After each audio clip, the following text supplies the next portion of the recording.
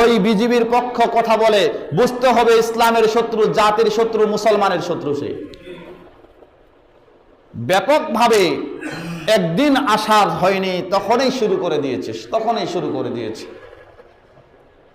বাংলাদেশে একজন হিন্দুর উপর গায়ে পড়লে, কোনো কিছু হলেই দাদা বাবুর ঘর আর সহ্য হয় না। আর আমাদের মুসলিম ভাইদের উপর স্টিম রোলার চালানো হচ্ছে, কিন্তু আমরা মুসলিমরা একবারে নীরব স্তব্ধ ভূমিকা পালন করছি।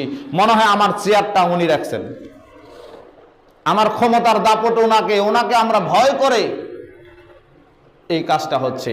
আমি বলেছিলাম যে রাসূল সাল্লাল্লাহু আলাইহি সাল্লামের ভবিষ্যৎবাণী জবর দখল করে ক্ষমতায় আসবে, মানুষগুলোকে প্রাধান্য না দিয়ে তারা ক্ষমতার দাপট দেখিয়ে ক্ষমতায় আসবে।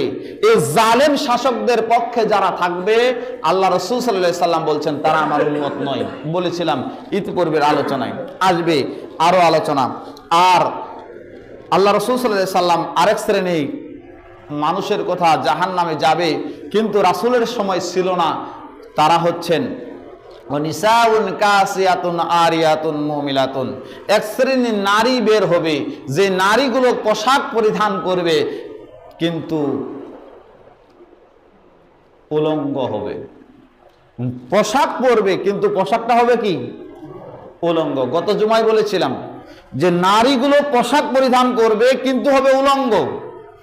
আজকে সমাজে দেখেন, তাকান, কয়েকদিন আগে দেখতেছি এই নারীর পোশাক নিয়ে কিছু নারী রাজপথে নেমে আসতেছে, মাঝে মাঝে বের হয়।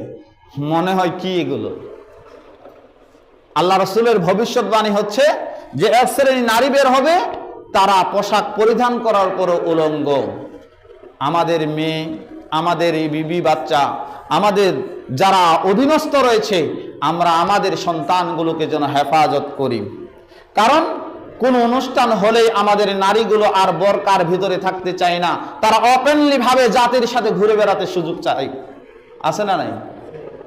মিলাই দেখবেন, যে কোনো অনুষ্ঠান, অন্য সময় দেখবেন আপাদমস্তক ঢাকা, কিন্তু এমন কিছু বিয়ের অনুষ্ঠান হয়, তারপর আপনার খেলাধুলা হয়, অন্য কোনো অনুষ্ঠান হয়, তখন দেখবেন ওই সময় ওই মজলিসে দেখবেন যে নারীগুলো বোরকা আর পরতে চায় না। তখন মনে করেন যে সবচেয়ে যেটা আকর্ষণীয় ড্রেস, যেটা সবচেয়ে মানুষকে আকর্ষণ করে, এই ড্রেসটা বের করে জাতির সামনে উলঙ্গভাবে চলে।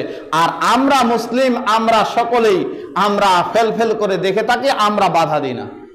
আমার সন্তানও হতে পারে, আমার স্ত্রীও হতে পারে। আমাদের সচেতন থাকা উচিত যে আল্লাহ রাসূল সাল্লাল্লাহু আলাইহি সাল্লাম বলছেন দুই শ্রেণী মানুষের মধ্যে এক শ্রেণী হচ্ছেন তাদের হাতে থাকবে গরুর লেজের মতো লাঠি, তারা মানুষকে মারবে। দুই নম্বর হচ্ছে তারা কি করবে? যে কাপড় পরিধান করবে কিন্তু তারপর উলঙ্গ। আল্লাহ রাসূল সাল্লাল্লাহু আলাইহি সাল্লাম বলছেন লা ইয়ারিহুনা রাহিয়াতাল জান্নাহ, তারা জান্নাতে যাবে না, জান্নাতের সুগরানও পাবে না।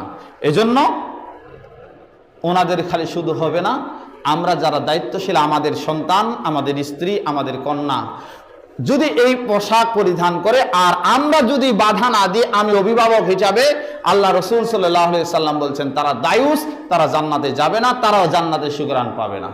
এখন আমাদের দায়িত্ব পৌঁছে দেওয়া, আর মানা না মানা আপনাদের দায়িত্ব। আজকের